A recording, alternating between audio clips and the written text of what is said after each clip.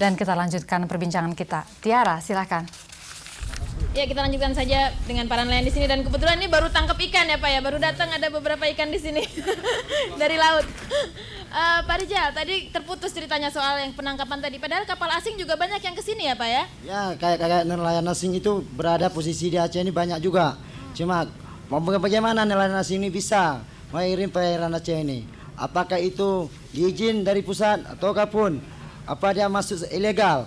Kayak nelayan-nelayan negara asing itu menangkapi hasil Aceh ini, padahal nelayan-nelayan di Aceh ini masih kekurangan dari penghasilannya. Mengapa? Jadi yang diharapkan mereka supaya nggak masuk perairan kita lagi gitu Pak? Diminta pengharapan dari kami nelayan Aceh ini, tolong dipertimbangkan daripada di pusat. Baik. Kita dengarkan dulu tanggapan dari anggota DPR di pusat. Pak Ade Komarudin dengan Pak Muhammad Fauzi, selamat siang. Silahkan memberi tanggapan. Program nyata apa? Langkah apa yang akan segera dilaksanakan untuk meningkatkan kesejahteraan para nelayan? Silakan Pak Fauzi lebih dulu. Ya, kita kalau melihat sangat ironis sekali kejadian-kejadian terjadi dari perbincangan tadi. Partai Bulan Bintang sendiri dalam kesempatan ini memang telah berusaha semaksimal mungkin untuk agar sektor ini diberikan subsidi pendanaan yang lebih kuat, sehingga masalah teknologi itu bisa menjadi hambatan, bisa terminimalisasi gitu. Yang kedua, mengenai subsidi pendanaannya dari mana itu Pak? Halo? Mau diambil dari mana Pak? Mungkin subsidi kita bisa pendanaannya maksudnya diambil dari mana?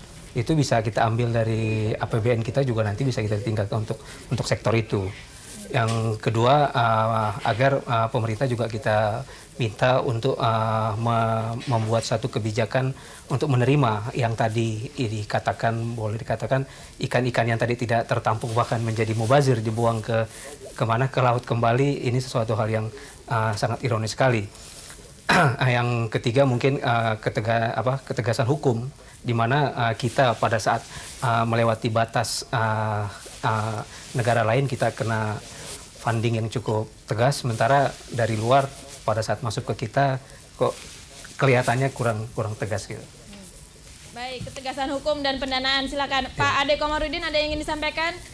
Ya, bagi saya pribadi persoalan nelayan ini bukan hal baru, karena 7 tahun yang lalu saya pernah membina nelayan di Tanjung Pasir, Jakarta ya, sekitar 2 tahun. Apa yang akan dilaksanakan Pak? Dan tentu pengalaman ini akan saya berikan komitmen. Saya akan segera menyampaikan hal ini kepada Pak Gubernur Aceh, karena saya tahu anggaran APBN kedua terbesar itu adalah Aceh, 7 triliun ya.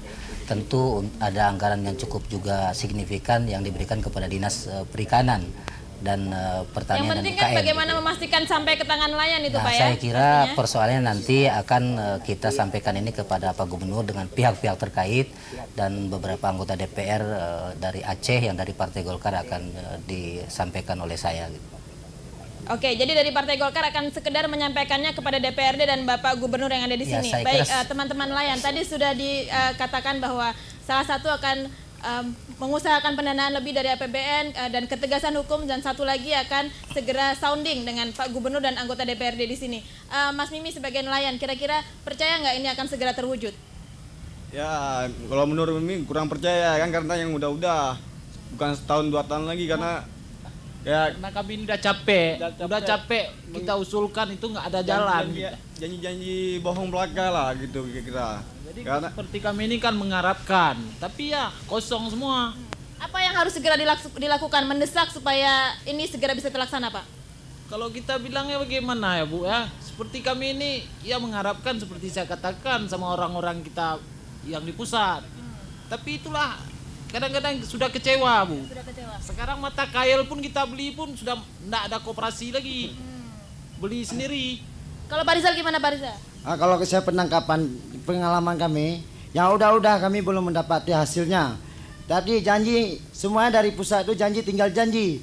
Semua kebohongan daripada nelayan Aceh ini. Kami bermohon, minta permohonan dari BRI, dari BNI. Tiada pun kata-kata BRI, nggak ada kredit untuk nelayan Aceh. Bahwasan kredit itu tidak berlaku lagi kepada nelayan. Nah, dipermohonkan kepada yang lain-lainnya. Nelayan ini bagaimana? Harus dibutuhkan dana-dana yang seperti itu. Nah, kami minta kepada pusat, tolong dianjurkan kepada BNI walaupun gubernur. Walaupun dana-dana itu dianjurkan supaya dipercepat, kalau bisa langsung aja Bapak Gubernur. Bagaimana? Sangat ditunggu realisasinya berarti begitu Bapak-bapak nelayannya. Terima kasih untuk perbincangan hari ini dan buka hati, dengarkan suara rakyat. Kita kembali ke Santi. Silakan Santi. Iya, terima kasih Tiara. Ya, saya sedikit merangkum. Jadi yang dibutuhkan oleh para nelayan adalah segera membangun koperasi kembali digalakan dan juga kredit-kredit yang harus dikucurkan kepada para nelayan karena mereka memang sangat membutuhkan di sana. Dari Pak Muhammad Fauzi dari PBB, subsidi teknologi bagi nelayan diambil dari APBN ya Pak ya, dan juga ketegasan hukum dengan negara tetangga, dan Pak Adi Komarudin dari Golkar anggaran APBN dan mensounding kepada gubernur dan pihak terkait. Baik, terima kasih atas kehadiran di studio kami. Selamat siang.